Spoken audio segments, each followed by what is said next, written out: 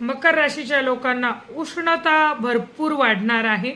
पित्ताचे प्रकार तुम्हाला होऊ शकतात। पित्त प्रकृती तुमची वाढवू शकते, प्रकोप होऊ शकतो पित्ताचा। त्यामुळे थंड पदार्थांचा मारा शरीरावरती करा। तीळ कमी खा, तिळगुळ घ्या, गोडगोड बोला म्हणतात, पण तिळाचा वापर कमी करा। आई वडिलांची प्रकृती तुमच्या या महिन्यामध्ये खराब होण्याची शक्यता आहे। आई वडिलांच्या बाबतीतली चिंता तुम्हाला दिसती आहे।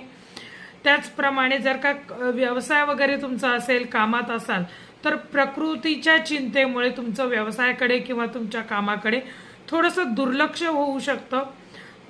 पती पत्नींमध्ये सुद्धा थोडेसे कुरबुर वादविवाद होण्याची शक्यता दिसते। कारण की बरोबर आहे, तुम्हाला पित्त भडकलेलं आहे आणि पित्त भडकलं की माणसाचं चित्त खराब होतं आणि मग कोणी असं जरी म्हणलं, कोणी खुट्ट म्हणलं तरी भांडणं होऊ शकतं।